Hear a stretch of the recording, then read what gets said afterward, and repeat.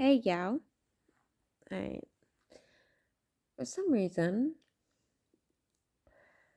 it felt like making a little, I don't know, explanation or commentary on my last video because I was talking about, how politics are affecting racial and gender ideologies and all of that shit. And in the reading, it mostly came up with racial things, which, yeah, that's a big issue because even though I'm white, my father died when I was 7. And up until that point, I lived in one of the most dangerous areas of Cleveland, Ohio.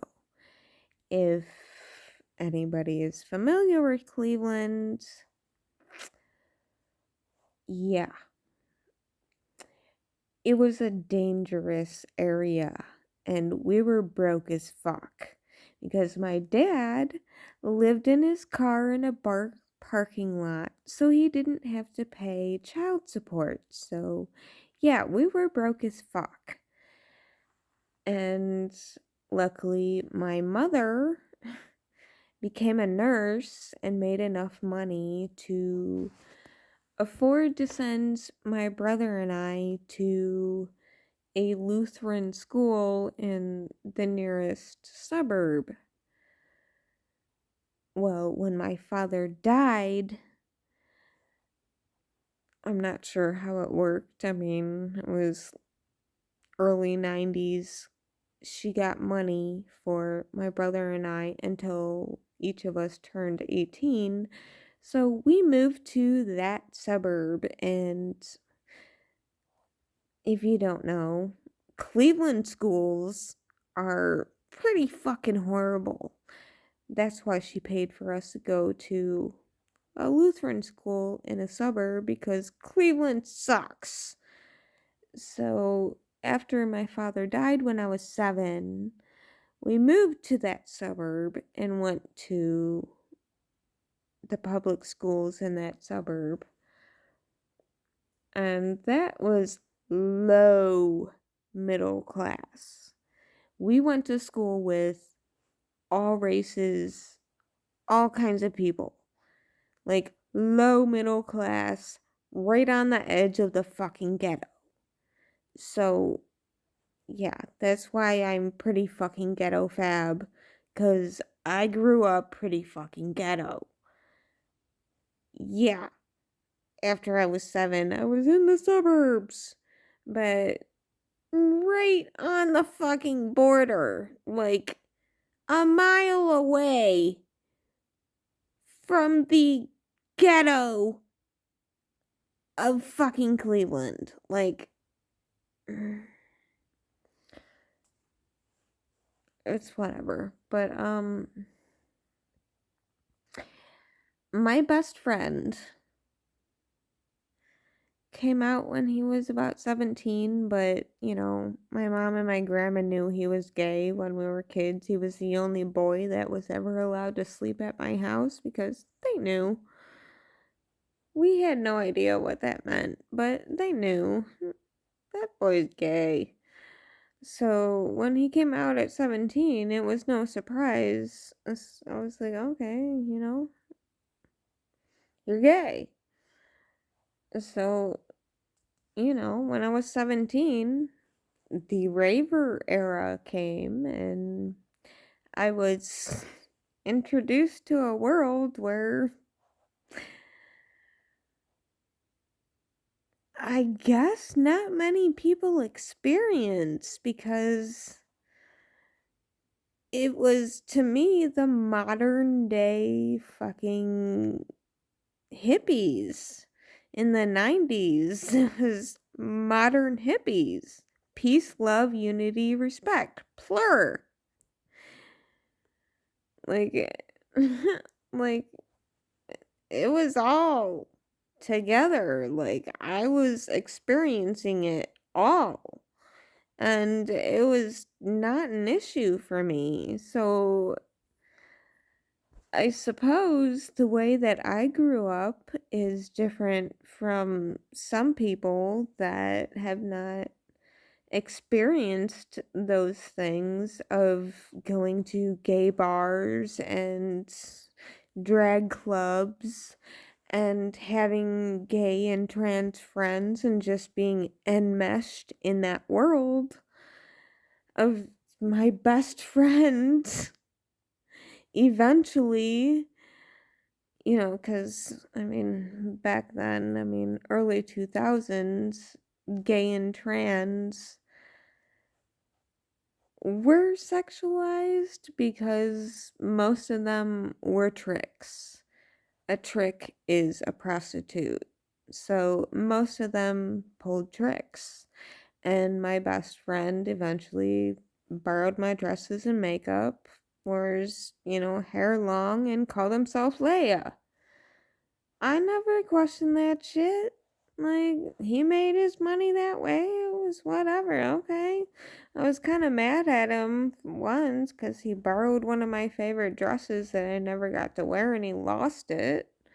But that was whatever. Like, I never asked him, are you trans?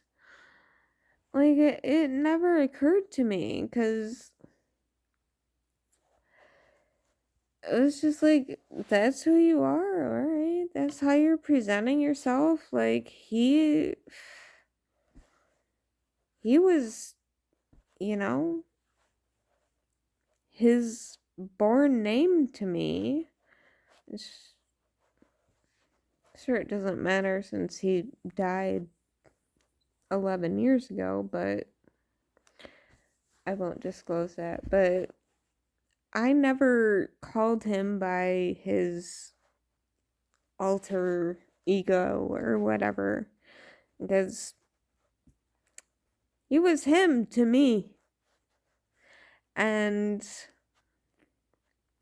in those days, a lot of us in the raver culture were drug addicts. And to me, I had my own alter ego and I called myself by a nickname, which I was known by all of the, people of that world, which he'd switch on and off by calling me by my real name and calling me by my alter ego name. But it was like, we never discussed it. It was whatever. So,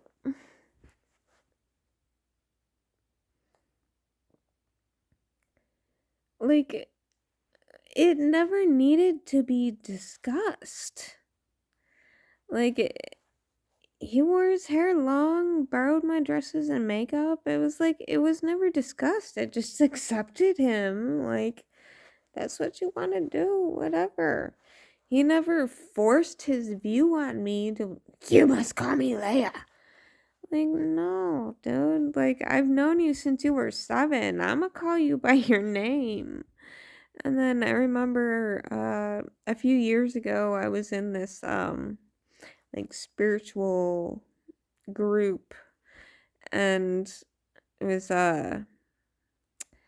what's her name? Ellen Page when she came out as trans and I was like, "Oh, I didn't know Ellen Page was trans." And someone was like, "Oh my god, how dare you call them by their dead name?"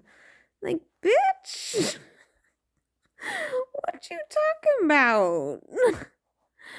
Like, this bitch has been Ellen Page for over a decade, and I mistakenly just said Ellen Page, not Elliot. Which, who the fuck knows if this motherfucker's actually trans instead of, the whole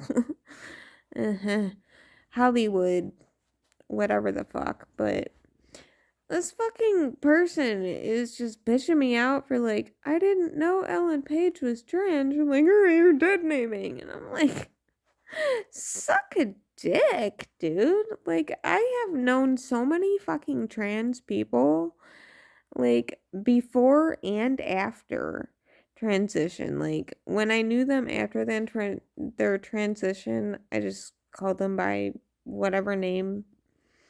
And before, they were fine with me referring to them as the name I knew them as. So it's like, people, like, yelling at me for dead naming, it's like,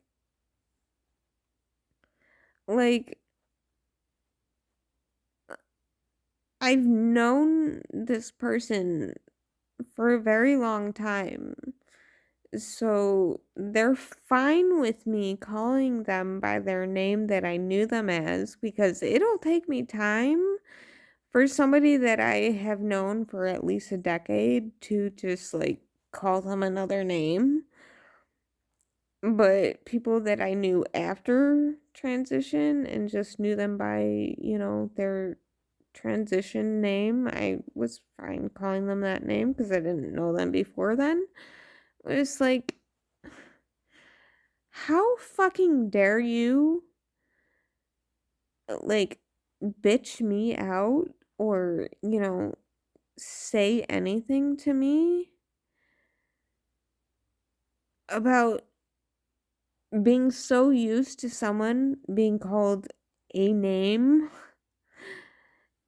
being confused, and not immediately switching to the narrative. Like, fuck you.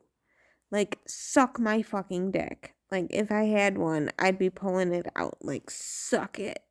But no, I'm a woman. I got boobies and I have a vagina, so I don't have a dick, but I got bigger balls than most of these motherfuckers today. But it's whatever. But since, my reading, I talked mostly about the racial things, I felt like I needed to talk about some of the gender things because it's like, y'all motherfuckers crazy. Y'all need to take a chill pill.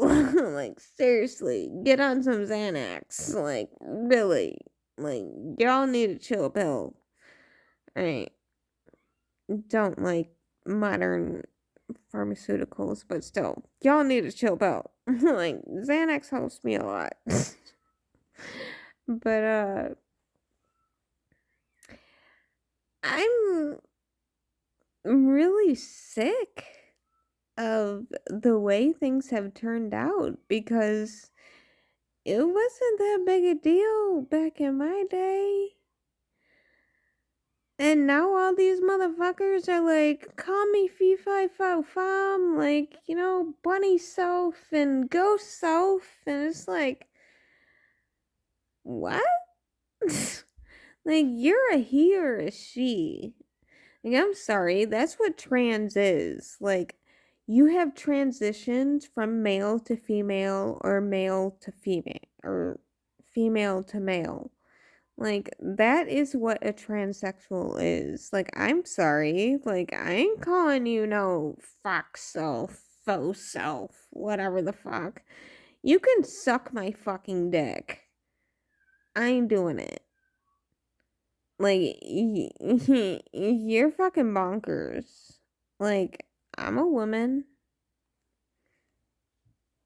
Call me a woman. You look like a woman?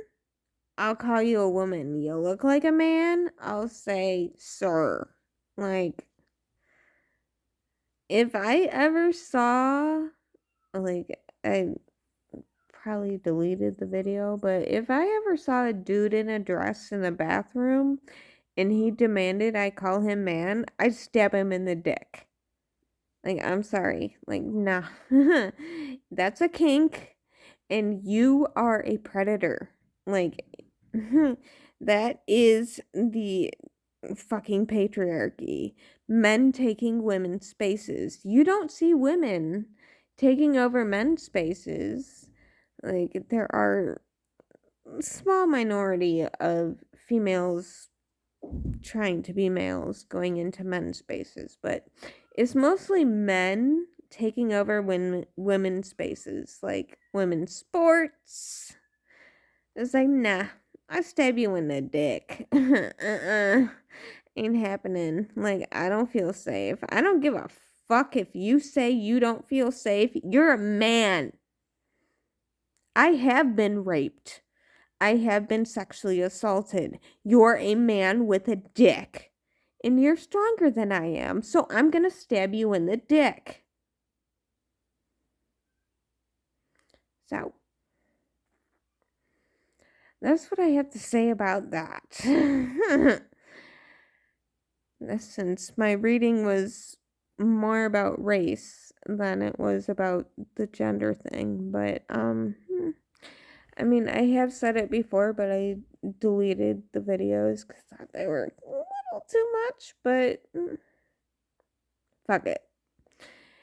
If you're a man,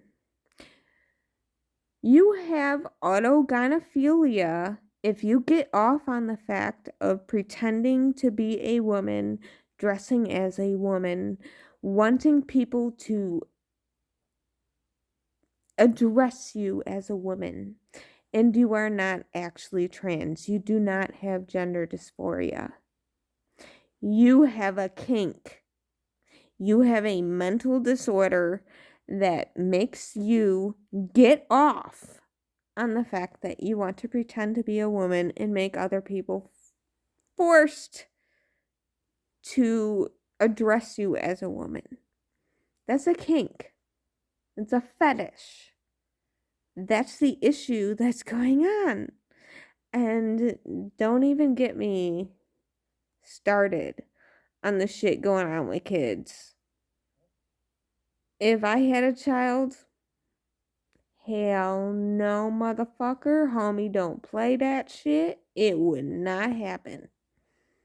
With these books that I have heard about that they're trying to put in schools, hell no. Homie, don't play that shit. But I don't have children. But if I come across a man in a beard wearing a dress trying to come at me in a bathroom, yeah, stab you in the dick. And I don't give a fuck if you think you're a minority and you're protected. I've been assaulted, so yeah, I have PTSD and I'm kind of fucked up about it. So yeah, I'm gonna stab you in the dick. So yeah. And I got the mental health history to prove my case. What you got? What you got? Trying to pretend you're a woman. Maybe some have something, but I got a long mental health history of being abused and protecting myself. So, yeah, even though I'm in Washington State, it's a little different, but yeah, all a judge has to do is look up my mental health history and say, yep, this bitch has gone through some shit and she'll protect herself. So, yeah. Don't know why I went through that, but it's whatever. Like,